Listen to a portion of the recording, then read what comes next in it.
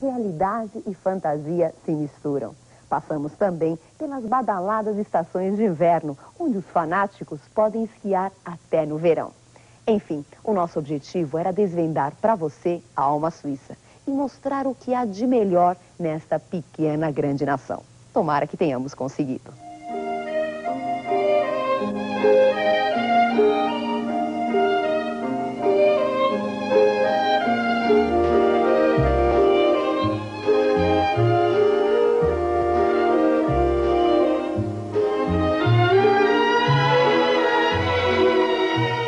As cores do verão se compõem com a paisagem onde as neves são eternas.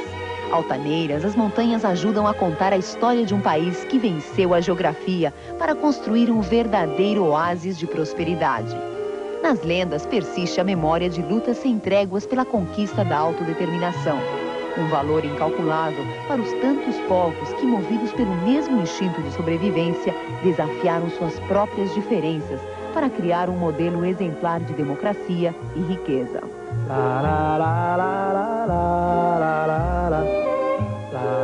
Riqueza que faz parte do dia a dia de homens como o banqueiro Stefan Hoffmann, personagem de uma engrenagem que movimenta 2,5 trilhões de dólares por ano.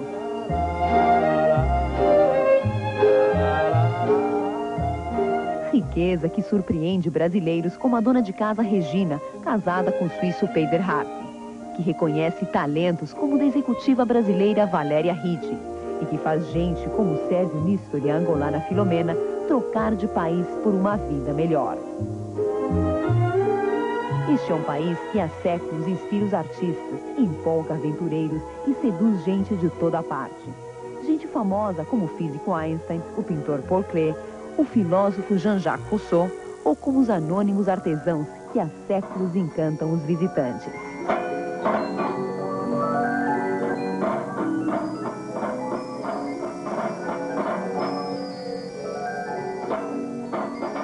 Esse é um país de muitas faces e muitas línguas, que escapou ileso de um punhado de guerras, apesar de presente nos campos de batalha, através dessa bandeira. Um símbolo de paz que o mundo aprendeu a respeitar e que faz parte da própria história de voluntários como Didier Hilder, que depois de testemunhar alguns conflitos internacionais, constata: a gente não sabe o que é civilização nessa hora. Um país de aparentes contradições, que encontrou a unidade na diversidade, que apesar do isolamento conseguiu ser universal e que sempre defendeu sua tradição de liberdade com munição pesada. A neutralidade, garante o ministro da Defesa, precisa ser protegida militarmente. Um lugar do tamanho do Rio de Janeiro, com uma população igual à do Ceará. Numa terra tão pequena, cabem 4 línguas.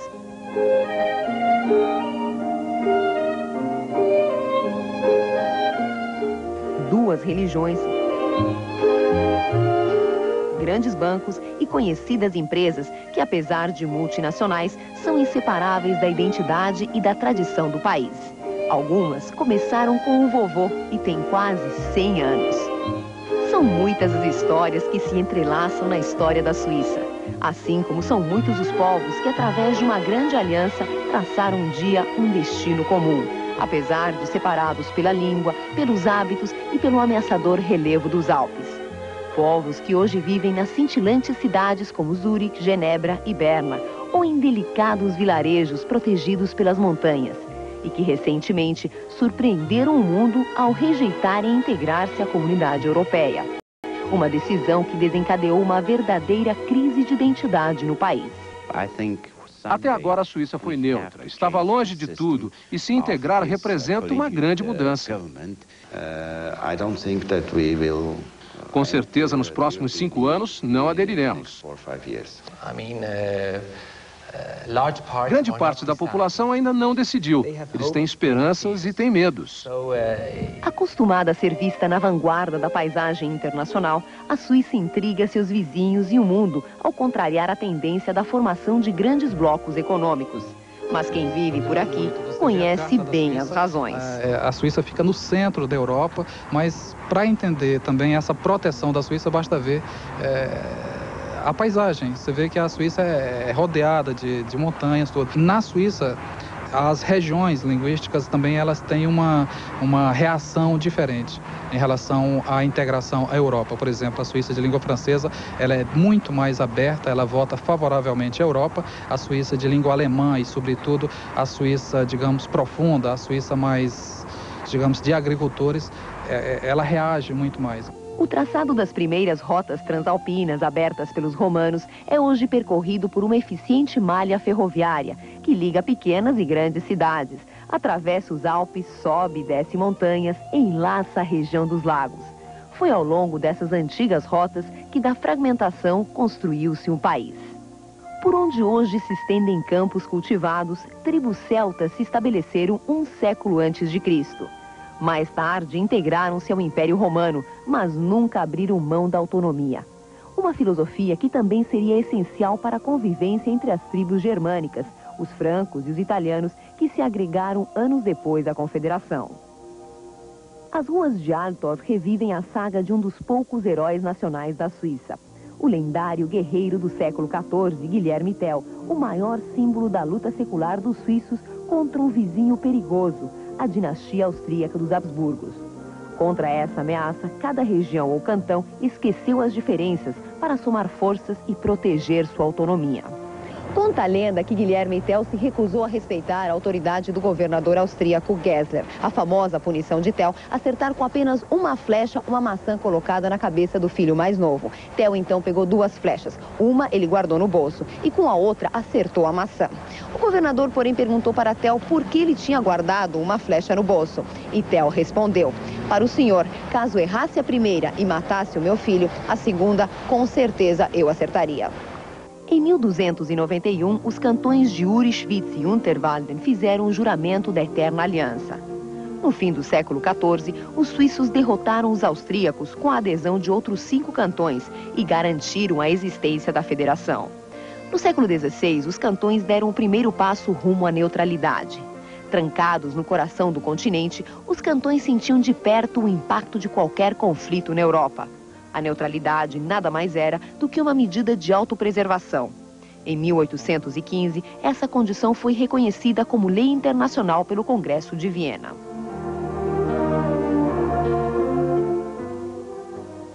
Há mais de 7 séculos, os ursos fazem parte da paisagem de Berna, uma cidade medieval no coração da Suíça. 2 lendas explicam a presença deles por ali. A primeira conta que o fundador da cidade saiu para caçar e sua primeira presa foi um urso. A segunda remonta aos celtas, tribos que cultuavam os ursos como protetores. O fato é que desde o século XIII a cidade mantém os ursos como monumentos vivos.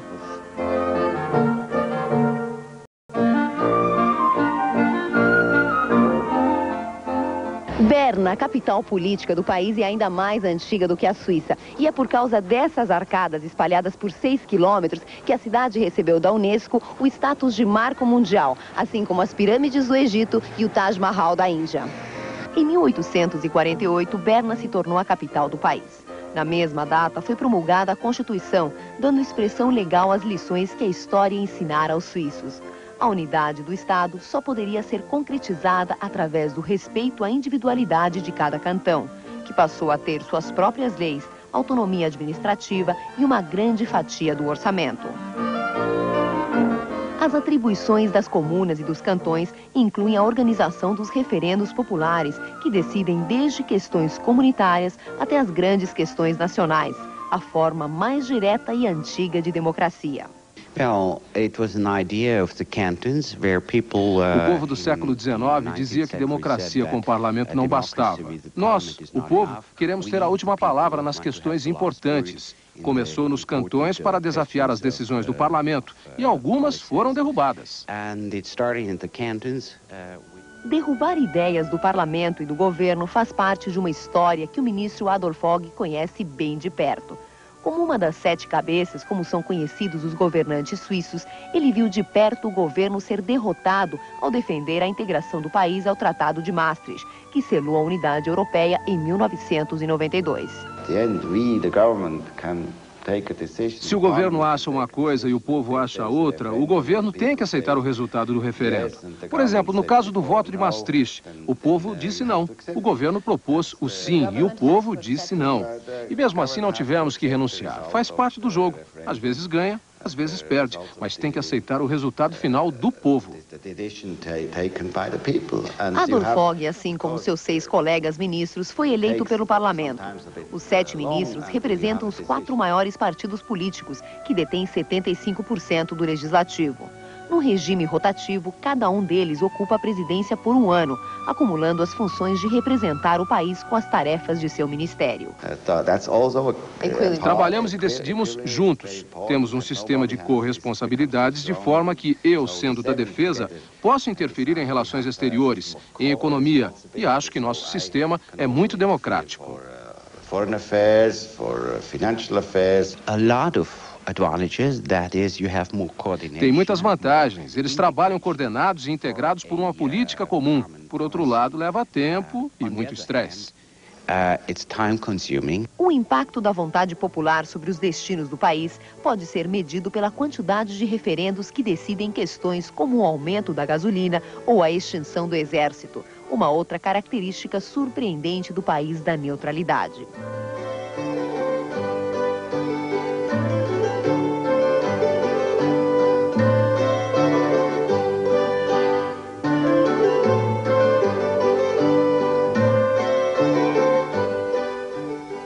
No próximo bloco, você vai saber como os suíços se preparam para uma guerra que nunca acontece.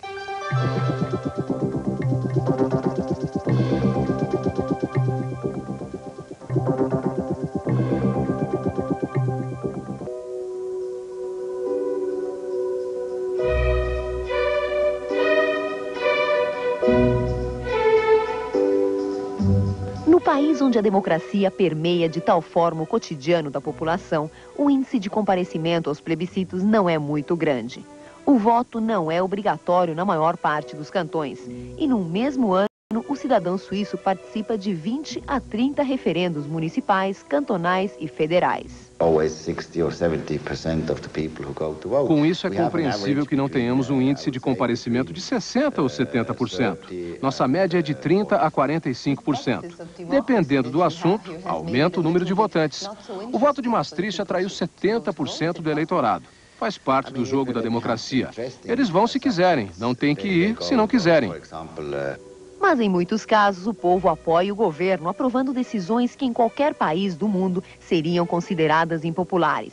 O ministro lembra que recentemente a população aprovou o aumento de impostos e do preço da gasolina. Foi também através de um plebiscito que a Suíça votou pela não extinção de suas forças armadas.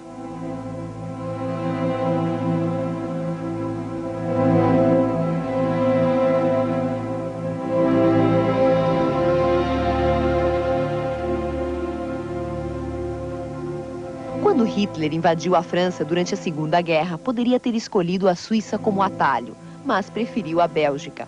Esse é um fato que o ministro da Defesa aponta para explicar por que a Suíça tem em seu exército uma confiança inabalável. Na Segunda Guerra, o exército estava na fronteira. Hitler poderia ter vindo. Eu diria que ele sabia que a Suíça estava pronta para defender seu país. 400 mil homens prontos para a guerra em 3 dias. Este é o perfil militar do país da neutralidade. Esse rapaz trabalha como mecânico em Berna. Até completar 42 anos de idade, ele é obrigado a comparecer a cada 2 anos para um treinamento de 3 semanas numa base militar do Exército. Ele admite que todo suíço precisa estar no Exército, mas confessa, eu poderia ficar sem isso.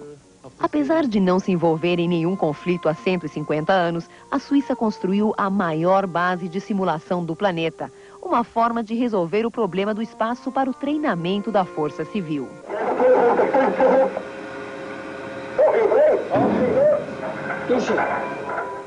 O oficial Erhard Schumacher trabalha na base de simulação. Ele conta que na Suíça, boa parte das pontes, estradas e aeroportos pode explodir a qualquer minuto. O oficial garante que, com medidas assim, as forças armadas daqui podem deter qualquer inimigo.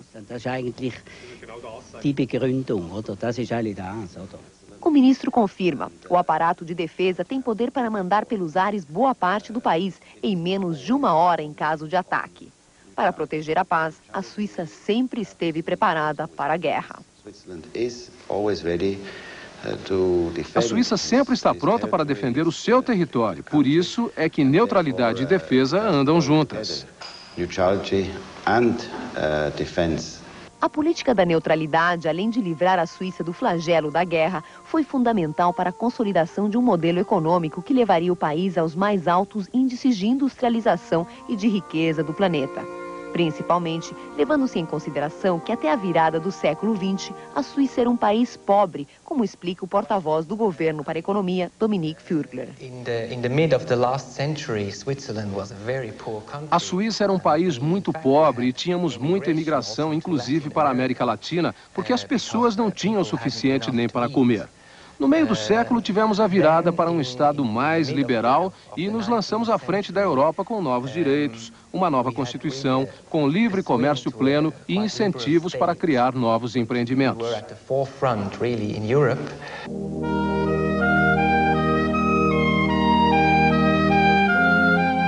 Esse canivete passou para a história como uma marca registrada do exército suíço.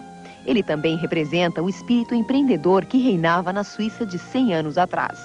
Desenvolvido pelo avô do diretor da empresa Victorinox, o canivete foi criado para atender o exército, mas rapidamente ganhou o mundo. Nos dias de hoje, 90% da produção anual de 22 milhões de peças são exportadas. Este foi o primeiro canivete usado pelo exército suíço em 1891. Os militares hoje utilizam esse. Só que existem mais de 400 modelos para todos os gostos e bolsos. Entre outros, tem canivete para quem joga golfe e para quem veleja, explica o assessor de imprensa da fábrica Urs Wyss. Os preços variam de 2 a 60 dólares, sem falar dos modelos mais luxuosos esculpidos em ouro. Mas a fama do canivete suíço tem origem no fato de ele ter salvo muitas vidas. Tinha um piloto que caiu com seu avião monomotor. Ele não conseguia tirar o cinto de segurança, então pegou o canivete. O avião começou a pegar fogo e ele usou a chave de fenda do canivete para desparafusar o cockpit. Ele conseguiu sair e em poucos minutos o avião explodiu. Zelar pela qualidade dos canivetes é uma verdadeira missão para Filomena Giordano. Foi trabalhando na Suíça que essa angolana conseguiu um padrão de vida muito superior ao que possuía em sua terra natal. Ela deixou o país na Revolução, passou uns tempos em Portugal até chegar aqui. Muito diferente. Em Portugal, as pessoas têm um nível de vida totalmente diferente. As pessoas são mais simpáticas, mais abertas, mas nós aqui ganhamos mais. Foi esse mesmo motivo que trouxe o sérvio Nistor Porel para a Suíça, bem antes do seu país, a ex-Iugoslávia, ser destroçada pela guerra. Ele está aqui desde 1979 e não sabe quando volta, só sabe que volta. Quando? Não sei, não. Posso 2, 3 anos, posso 10 anos.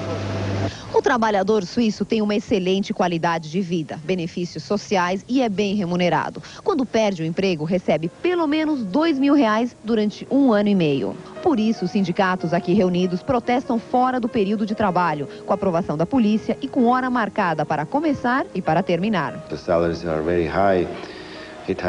O salário alto é um dos problemas porque tem um lado positivo para os suíços. A moeda é valorizada, temos bons resultados. É um país economicamente muito forte. Uma economia forte que também está sujeita ao pesadelo que assola toda a Europa, o desemprego. Hoje, a Suíça possui 170 mil desempregados, um número considerado alto para um país de 8 milhões de habitantes. Este fato é um dos principais obstáculos para a integração europeia, que tem como princípio a livre movimentação dos europeus, uma verdadeira ameaça para o bem remunerado trabalhador suíço. Um dos efeitos é sobre as pessoas. Elas têm medo de abrir as fronteiras para trabalhadores estrangeiros e poderiam perder seus empregos. Dificuldades como esta estão permitindo acordos históricos entre empresas e trabalhadores. Para manter o emprego, vale tudo. This is due to the fact that, like other airlines in the world, Swiss Air Como outras companhias aéreas, a Swissair enfrenta o problema de altos custos e baixos lucros. Uma questão é a redução dos salários e o aumento de trabalho. Este foi o resultado de uma negociação entre a diretoria e os sindicatos. A ameaça do empobrecimento assusta a população. Mas afinal, o que é ser pobre na Suíça? Eu fiz essa pergunta a ministros, jornalistas e economistas para descobrir que pobre é a pessoa que ganha $1.500 mensais, quase 15 vezes o salário mínimo brasileiro. We have not regarded in international view, we have not poor people. Na visão internacional, não temos pobres, se comparar com outros países, mas temos pessoas que vivem abaixo do padrão suíço. Tentamos ajudar através dos cantões e comunidades. Como somos pequenos, é mais fácil ver problemas e assim tentamos investigar e ter indústrias interessadas em oferecer empregos. Quando pergunto ao porta-voz se a Suíça se sente isolada economicamente num mundo globalizado, ele responde taxativo. De jeito nenhum. Nós continuamos a ter relações muito estreitas firmadas através de acordos bilaterais, baseados na lei do livre comércio, e quase uma centena de acordos bilaterais com a União Europeia. Por incrível que pareça, a Suíça e o Brasil têm algo em comum quando o assunto é problema interno. Você vai ver porque no país da livre iniciativa plena, as empresas também esbarram, às vezes, no Estado. E veja também. Você sabe por que o queijo suíço tem tantos buracos? A resposta você confere no próximo bloco.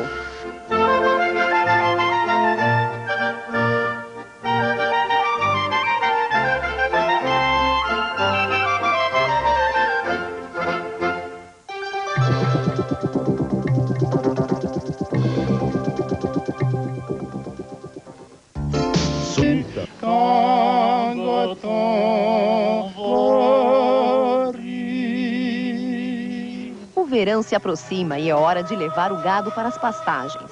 Na região alpina do Emmental, na Suíça alemã, está boa parte do rebanho do país, que representa 75% da produção rural.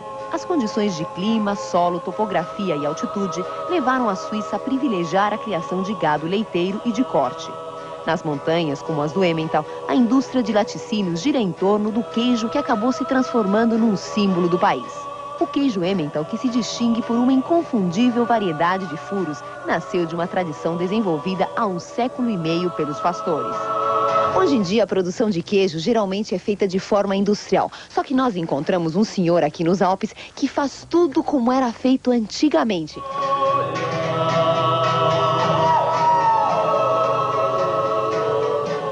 No passado, a fabricação do queijo Emmental era feita na base da força física. E que força! Cada queijo pesa entre 60 e 130 quilos. E nos antigos vilarejos eram processados em muitas horas de fogão a lenha.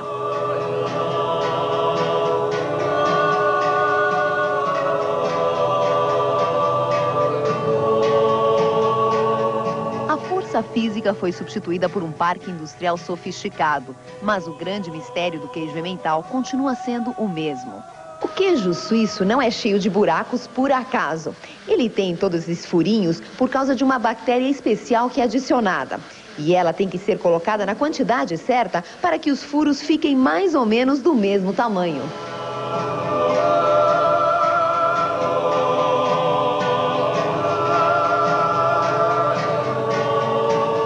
A centenária indústria de laticínios também nasceu orientada para o mundo. 130 anos atrás, 2 irmãos americanos e um químico alemão iniciaram um negócio que em poucos anos já estava exportando. Hoje em dia, a Nestlé tem apenas 2% de sua produção na Suíça. Quem sabe bem essa história é o executivo Romeu Braun, vice-presidente da Nestlé para a América Latina e Caribe. Depois de viver 7 anos no Brasil, Romeu está de volta à Nestlé da Suíça. É um cidadão do mundo que, depois de conhecer tantas economias, só tem uma certeza. Nós não mudamos a política, digamos, nossa, de investimentos devido aos diferentes governos. Porque eu digo sempre, os governos passam e as empresas ficam, não, as companhias ficam. Sobrevivente de pelo menos uma dezena de pacotes econômicos no Brasil, Brown pode comparar como é a vida da empresa em contextos econômicos tão distintos. Na visão dele, a estável Suíça também vive dilemas brasileiros. É um pouco difícil de comparar a economia brasileira com a da Suíça, porque eu diria que tem alguma coisa comum, a intervenção do Estado. Então, nos dois países, há muita regulamentação, talvez até pior na Suíça do que no Brasil. O vice-presidente acredita que a Suíça ainda tem muito que privatizar. Eu acho que as privatizações e tudo isso é sumamente importante. Iniciativa privada, isto acelera, digamos, a economia e acelera também a criação dos empregos. Basicamente, restam apenas 3 grandes empresas sob controle do Estado, consideradas estratégicas: os Correios, as comunicações e o transporte ferroviário. Segundo o governo, as 2 primeiras são competitivas, têm uma rede de ligação com empresas internacionais e dão lucro. Num país totalmente ligado pelos trilhos, surpreendentemente é o transporte ferroviário o mais deficitário. A privatização acarretaria a redução de linhas, o que não seria um benefício para os cantões que ficam nas montanhas, longe dos grandes centros. E isso é algo que os suíços não querem. Tem a solidariedade no meio, em relação aos cantões menores e mais pobres. O país onde a inflação se mantém há anos em torno de modestos 1% está de olho, segundo o presidente da Nestlé, num produto de exportação brasileiro com alta cotação no mercado. O Brasil hoje dispõe de um empresariado muito sofisticado. Eu acho que ele foi bem treinado durante todo, digamos, estas épocas, com esses pacotes diferentes, inflações altas. Hoje é um tipo muito flexível e bem preparado.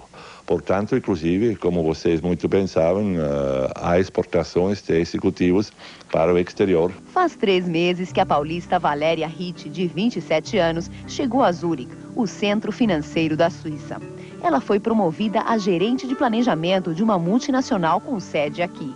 Valéria acha a vida na cidade pelo menos 30% mais cara que o Brasil, mas o salário recompensa. Comparando o custo de vida aqui com o salário que uma pessoa na mesma posição ganharia no Brasil, sem dúvida você não conseguiria manter o mesmo padrão, porque aqui as coisas são muito mais caras. Com pouco mais de 350 mil habitantes, Zurique é o mais importante centro econômico da Suíça.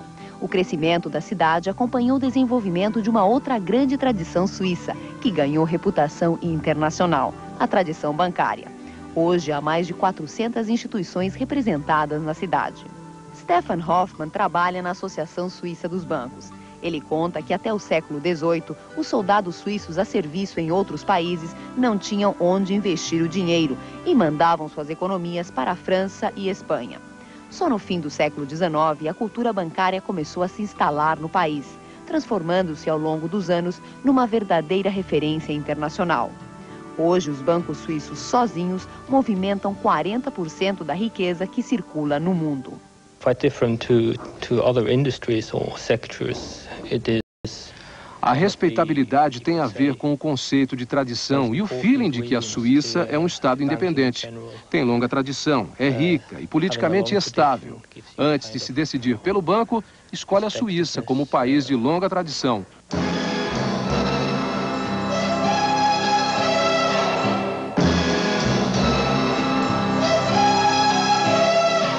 James Bond que o diga. O herói do cinema também se rendeu ao sistema bancário mais badalado do planeta. James Bond investe dinheiro na Suíça. Sempre rio quando vejo. Mas é uma imagem que representa a realidade. É algo complexo, que faz as pessoas investirem no país. O sigilo foi outra característica que ajudou a tornar as instituições bancárias um sinônimo de segurança. Stefan conta que o sigilo foi instituído nos anos 30. Entre outras razões, ele foi criado para proteger o patrimônio de judeus perseguidos pelo nazismo. A filosofia básica é que na Suíça achamos que a privacidade deve ser protegida não em todas as circunstâncias, mas como regra geral, a menos que exista uma razão razoável para ser levantada. E mesmo assim, precisa ser determinado por lei. E isso já aconteceu algumas vezes com clientes bem menos charmosos que James Bond. Os ex-ditadores das Filipinas, Ferdinando Marcos, e do Haiti, Baby Doc, tiveram seu sigilo levantado. Mas isso só acontece em casos raros. O sigilo pode ser levantado em circunstâncias específicas. Investigações criminais. O banco pode ser forçado pela justiça a dar informações necessárias à investigação, sob circunstâncias distintas e precisas. Evasão de impostos em outro país não é punida porque não existe equivalência com a lei suíça. É todo esse tradicional sistema financeiro suíço que responde em parte pelas 15 milhões de pessoas que circulam todo ano pelo aeroporto de Zurique. Banqueiros, empresários, turistas e executivos, como a própria Valéria, que desembarcou aqui um dia para realizar um sonho profissional. Ambientada em Zurique, ela não espera encontrar nenhum James Bond num banco da cidade para completar sua realização. Até porque... o meu príncipe encantado ficou no Brasil. Então tem que voltar. Então eu estou numa fase de convencimento, quem sabe eu consigo atrair, consiga convencer que aqui tem muita coisa boa para trazer o príncipe encantado para cá. Nesse sentido, teve mais sorte a paulista Magda, cujo príncipe encantado foi buscá-la no Brasil. Eu amo ela de primeiro minuto e agora ela fica aqui, nós temos um nenê. Mas essa história fica para daqui a pouco. No próximo bloco, Samoritz, Zermatt e tudo que envolve turismo na Suíça.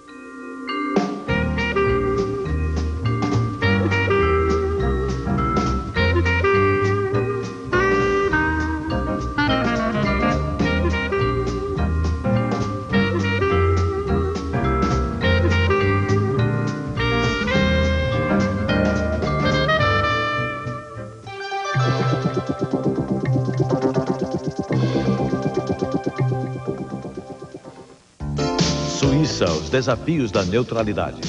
Oferecimento Victorinox, os autênticos canivetes do exército suíço. E Nestlé, a paixão pelo chocolate.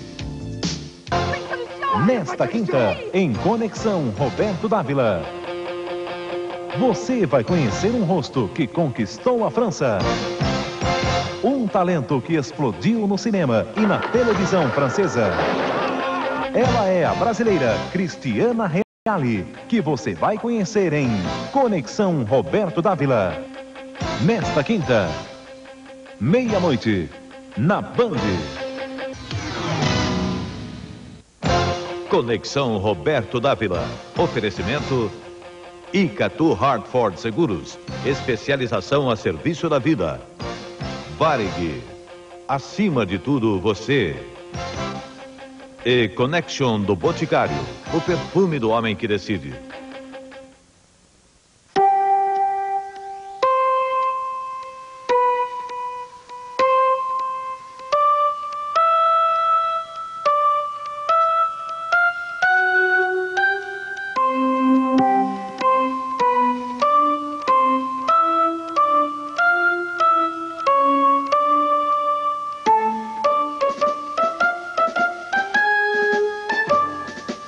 Voto eletrônico.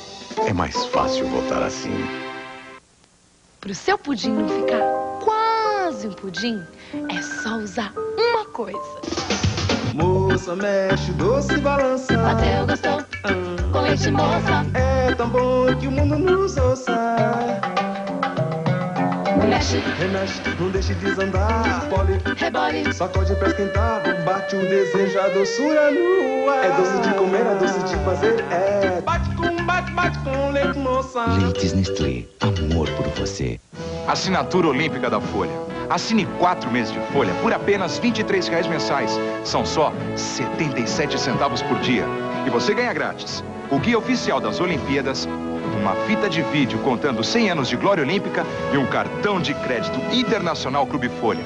Ligue já para 224-3000 e assine. São só 77 centavos por dia. Não dá para perder. Ligue já para 224-3000. Ontem eu olhei Olhava pra São Paulo, eram tantos seus problemas e nenhuma solução. A beleza convivendo com a tristeza, toda a nossa esperança indo pela contramão. Hoje o coração dessa cidade sabe o que é sentir felicidade ao ver São Paulo mais e mais bonita e ver sumir bem suas favelas, surgindo Singapura sobre elas, pra abrigar de vez nossos irmãos. E amanhã quero ver o fim dessa desigualdade, quero Singapura por toda a cidade, quero ver meu povo mais feliz. Não deixe o Singapura acabar. Vote 11. Vote Pita.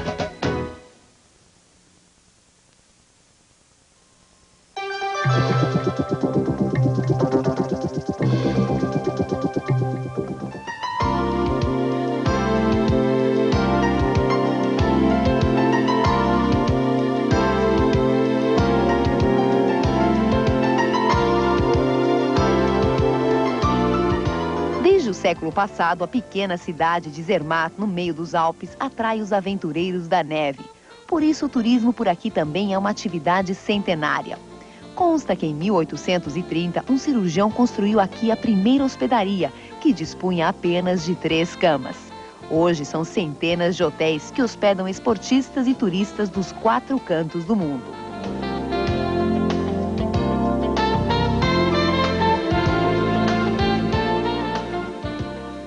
O que Zermatt oferece para o turista? Zermatt le oferece a los turistas... Zermatt é um lugar onde não há carros, por isso o ar é limpo. Tem essa bela montanha que é o Matterhorn. É possível esquiar o ano todo. E no verão você ainda faz passeios e anda de bicicleta. A natureza é belíssima. Enfim, é um povoado muito pequeno onde se pode fazer muitas coisas que normalmente você não faria no seu dia a dia. Quando os europeus falam de Zermatt, logo lembram do Matterhorn, a montanha que é um verdadeiro monumento da natureza. A 4.478 metros de altura, é um desafio para os melhores alpinistas do mundo.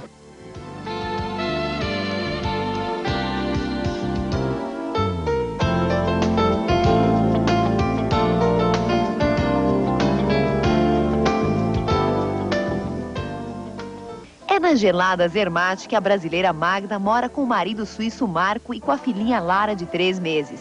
Eles têm um salão de beleza na badalada estação de esqui. Magda sente falta do Brasil, mas não pretende voltar tão cedo. Magda, conta pra mim um pouquinho da tua vida. Como é que você veio parar aqui em Zermatt, na Suíça? Tudo por amor. Conheci o Marcos e... no Brasil foi uma história de amor maravilhosa, eu não pude me resistir, casei com ele, tenho uma filha linda, enfrentei um monte de coisas difíceis, preconceito e dificuldade, solidão, depressão, mas depois eu fiquei grávida, minha filha nasceu, a família dele me aceitou e tudo ficou bonito, ficou mais... A neve derreteu, meu coração aqueceu e eu tô aí, tô vivendo. E o que você mais sentiu falta, ou que você sente falta até agora do Brasil? Dos meus amigos. Regina Hart concorda. Como Magda, ela também está casada com um suíço. Elogia a qualidade de vida por aqui, mas confessa que no começo foi difícil. Bom, para me adaptar no começo foi o clima e as pessoas que normalmente são fechadas. O marido de Regina, Peider, trabalha como assessor de imprensa do Glacier Express, a vedete dos trens suíços, que faz a ligação entre as mais movimentadas estações de esqui da Suíça. O Glacier Express, que une as estações de esqui de St. Moritz a Zermatt, é conhecido como o trem expresso mais lento do mundo e tem 2 motivos bons para ele ser assim. Um, a bela paisagem e outra, o excelente atendimento.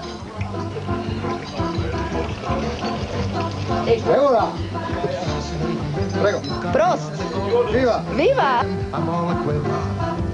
What a mess you're making, the neighbors want to know why I'm always shaking just like a flipper. It's Bom dia, ouvintes. Destaques de hoje da Rádio Suíça Internacional.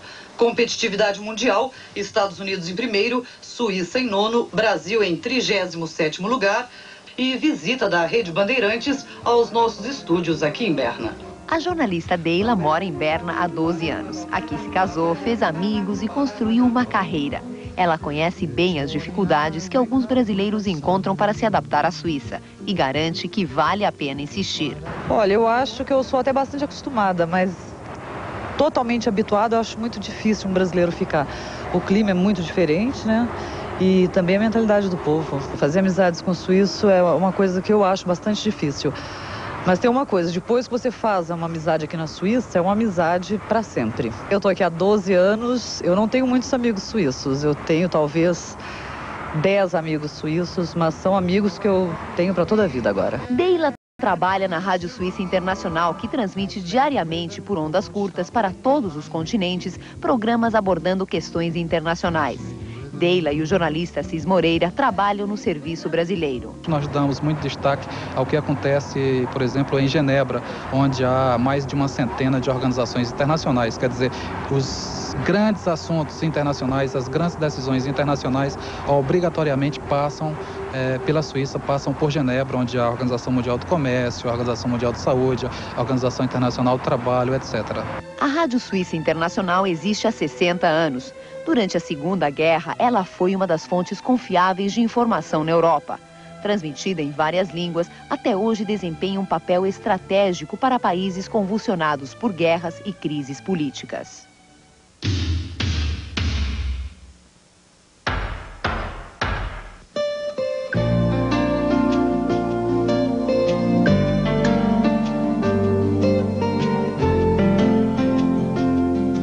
As guerras e as crises políticas são a razão da existência dessa instituição. Aqui está depositada a memória de alguns dos momentos mais dramáticos da história do mundo. Desde 1864, a Cruz Vermelha atende feridos em guerras e catástrofes, assiste prisioneiros políticos, refugiados, perseguidos e leva socorro, comida e dignidade a milhares de pessoas em todo o mundo. Aqui estão os arquivos de 2 milhões de prisioneiros da Primeira Guerra Mundial. Os voluntários da Cruz Vermelha iam visitar estes prisioneiros ou conseguiam informações sobre eles. Então contactavam a família e serviam de elo de ligação entre os dois.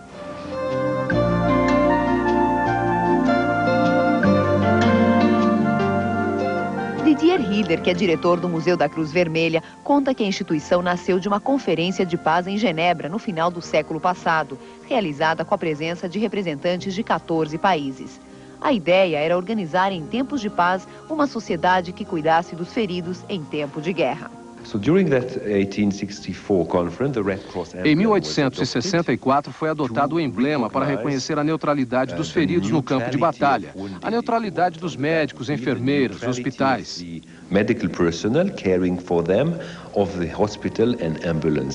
Hoje a Cruz Vermelha está em 169 países. Com exceção de profissionais como médicos, pilotos e enfermeiras, todo mundo na instituição trabalha como voluntário. O próprio Didier, durante anos, atuou como um deles e testemunhou de perto alguns dos dramas que mais comoveram a humanidade. Eu participei da troca de prisioneiros no sul de Angola em 1984 entre África do Sul e Angola. As relações estavam tensas e esse foi um dia importante.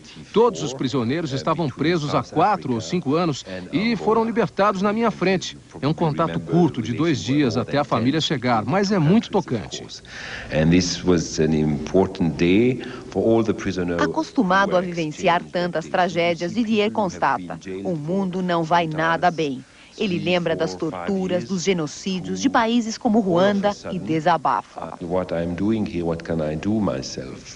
O que eu estou fazendo? O que eu posso fazer? Quando a guerra está lá, é a negação da dignidade humana.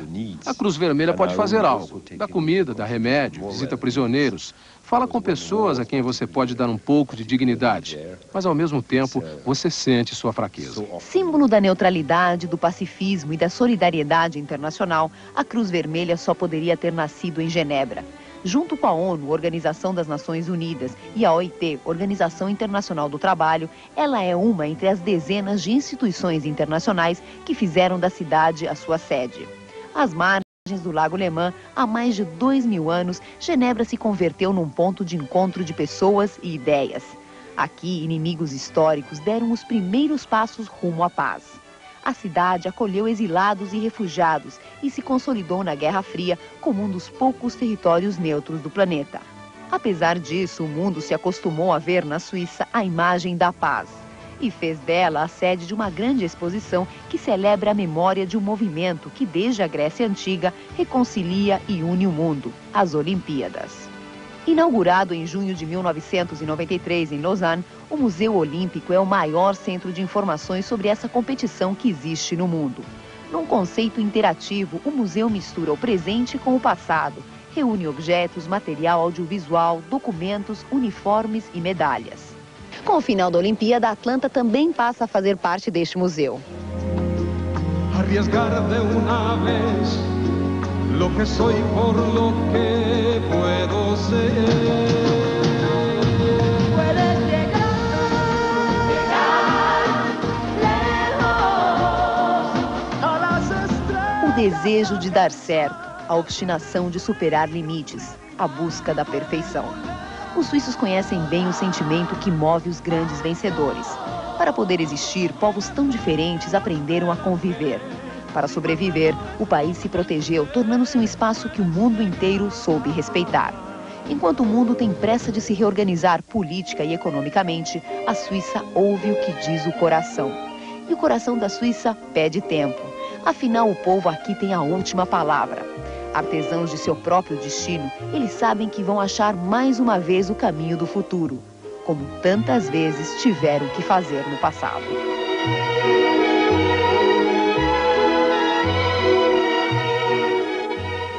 Na Suíça, o passado e o presente vivem em harmonia. A sociedade industrial se mistura ao universo de cores que o verão derrama sobre os vales e montanhas. E a potência econômica se rende à poesia que há 200 anos encanta o mundo.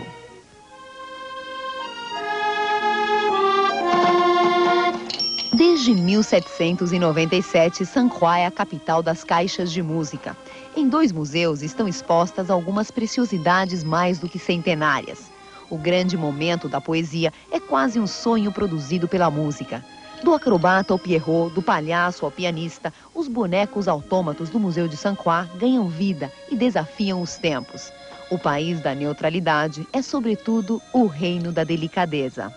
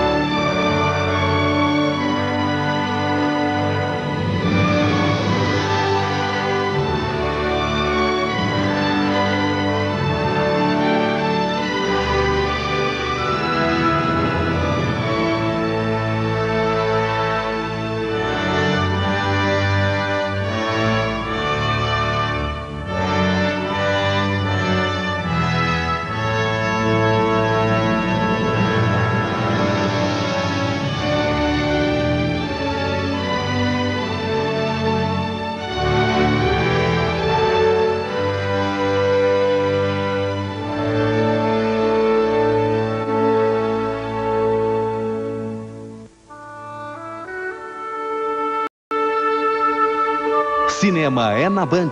Hoje, logo após Cinema 5 Estrelas, Dança da Sedução, Cine Privé. Veja agora Apocalipse Now.